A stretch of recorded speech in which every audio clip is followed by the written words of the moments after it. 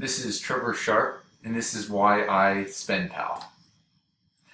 Alright, so here I am, guy on the left, Trevor Sharp, very average looking 30-year-old. I like to think that I don't have average ambitions, but definitely an average guy.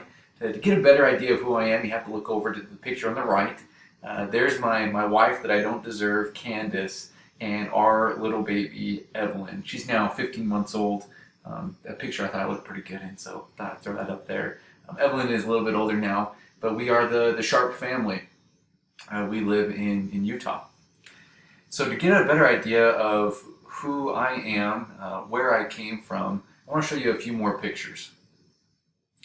So this is back in February of 2020. If you look at the picture on the left, that brown townhome, that's where Candace, Evelyn, and I lived. It was in Ogden. Beautiful townhome. Life was going our way. Just imagine the sun shining through those big windows there. Perfect place to live, close to the train station that was taking me down to my job at DMBA. Now the picture on the right, this is the DMBA financial planning team. If you look at the small guy on the back row, second from right, that's me. Financial planning team, loved working with this team. And that was my life. That was our life back in February of 2020. Now if you fast forward just a couple months from here, we're in summer of 2020.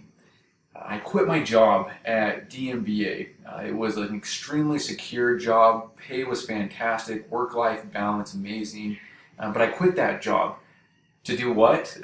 At the tender age of 30 years old, I found myself in Orlando, Florida, selling pest control. So that's me in an active pest control uniform. And in the picture on the right, we moved out of that townhome into a basement apartment. Now, what would lead me, or us, and let's face it here, the real hero of this story here is Candace, who is willing to go along this journey with me. But what would lead me to do something like this? I'm not sharing this story to have you feel bad for our family or to think that we did something heroic, but there was something that led us to make these major changes in our lives. Going back even further, I was in my second semester of school in college. Like many other people, I really wanted to make a difference in this world. I wanted to go into a profession or a job that I felt like was really helping people and could literally change the world. As I was going through options, I considered the military. I considered being a doctor, which I didn't make it far there. I realized I'm the guy who can donate blood, but I can't watch the needle go in. My life changed the day that my mom handed me this Dave Ramsey book, Financial Peace. Now, I'd always been one who was very frugal with money. I cared about money. I thought I did a decent job of keeping track.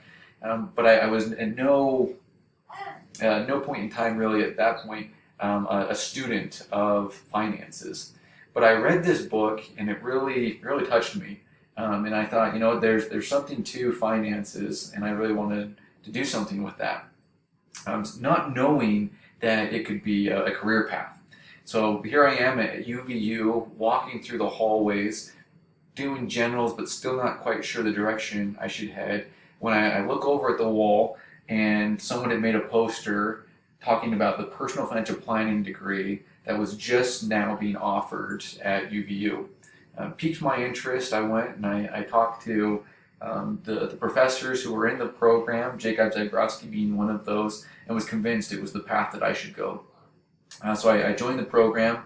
It was absolutely amazing as I went through and I learned some of the concepts of time value of money, retirement planning, but the component that stuck out to me the most was my financial counseling class, really helping people with the nuts and bolts of personal finance. Now the problem was that as I was looking at different jobs, most of the jobs were retirement planning firms. So these were firms that you would go and you'd find people who had a lot of assets and who were getting ready to retire, and it essentially is a sales job where you convince them to come over, put your money with your company, you earn money based on how much money you have, and they're paying you for products or for your services. The problem was is I wanted to help people that weren't at that point yet. They wanted to be at a point they had a lot of financial assets, but maybe they weren't quite there yet. I got my big break when I came across DMBA. Now, DMBA stands for Desert Mutual Benefit Administrators. They're the insurance arm, or the benefit company, the benefit company for the Church of Jesus Christ of Latter-day Saints. So a church that has employees. They've made DMBA, houses all benefits, and one of the benefits that DMBA offers is financial planning. So there's this financial planning team, and instead of this financial planning team having to go out and find different clients, they just work with all the employees of the church. Well, what was unique about that is we were working with people that didn't matter how much money they made. So there were, janitors who worked for the church. There were high-level executives that worked for the church. All equally important in our eyes, and we were working with them on an individual level. Now, depending on where they were in their career path or job, it would dictate what kind of help they needed. So instead of just doing retirement planning, we would also help people with some of the basics, so with budgeting, getting out of debt, so on and so forth. I worked that job for 5 years, and it was, and may continue to be, my dream job. But there was one small problem that came up over and over and over again, and it helped me hone in on what I am most passionate about, and that is budgeting. Now, I would help people set up budgets. The problem is that a lot of people had a hard time sticking to those budgets. Fast forward, we're helping people with retirement planning, and they're coming in saying they want to retire at a certain date, and we'd ask them what their budget is, and they would give us a breakdown of what their budget is. The problem is that we would do a cash flow analysis, so we know about how much money they're making. They tell us how much money's going out. The irony is that nobody, and I mean nobody, really knew where their money was going. That they couldn't, balance the budget. They didn't know where it was going, and therefore it would throw off all the retirement analysis. So, were we doing the right thing? Absolutely. We were giving people plans based on the information that we were given. It was helping people make better financial decisions. But to me, I was still a little bit unsettled that some of the projections we were doing may be off because budgets were off, and the advice that I was giving, or the suggestions I was giving for budgeting just weren't really working. And for a while, I was frustrated with the participants, saying, why can't you guys figure this out? Until I started looking at myself and realized that I too was kind of struggling with budgeting. I had tried the Mint.coms, YNAB I had dabbled with. I finally had gotten to the point that I didn't feel like any of those were really managing things correctly. So literally over 20 savings accounts that we were kind of trying to do the envelope system, if you're aware of that. We had money in different categories or different accounts, and as we would spend money, we would transfer money from different accounts. The problem with that is that it too is quite menial, and oftentimes our budget was off, or we had a hard time maintaining it the right way. So in this point of frustration, I realized that I needed to find a different solution than what most people were using, and I decided I was going to start my own budgeting company or budgeting app. I was going to create some replacement to the Mints and the YNABs, kind of create a digital envelope system, so to speak.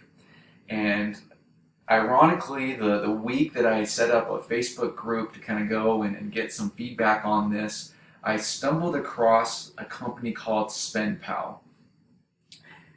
Now, SpendPal is being run, the CEO is this man on the left, Ryan Ruff.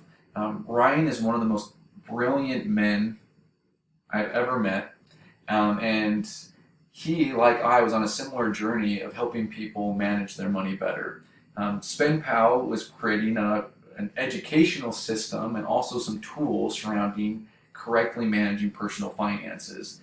It immediately caught my attention. I reached out to him and was able to line up a meeting with him, and it quickly went from, hey, what are you doing, to how can I help with what you're doing.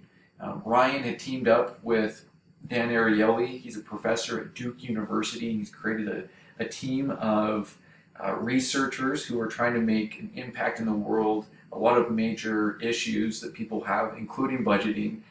They're tackling those issues. So Ryan had teamed up with Dan Ariely. The science was there, and I wanted to be a part of it. A lot of thought, pondering, talking with Candace led to us jumping ship. So I quit my job at DMBA, went and did summer sales for the summer to build a little bit of a runway. SpendPal's a startup, and you know, there's going to be no income, at least immediately, from our efforts. But I feel passionately enough about it that it's something I had to give a try, because I knew if I didn't, I would regret it at some point.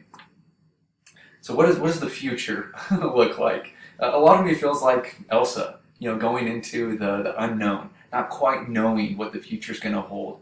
However, I am confident that SpendPal will help families be happier, financial healthier, and be able to accomplish their life goals and dreams. Finances are connected to almost everything that happens in our lives. And if it is managed correctly at the fundamental level of money coming in and where it's going as it goes out, I know it can absolutely change not just families, not just communities, but literally change the world. That's why I SpendPal. That's why we SpendPal. And I'm asking you to join us on the journey. Thanks.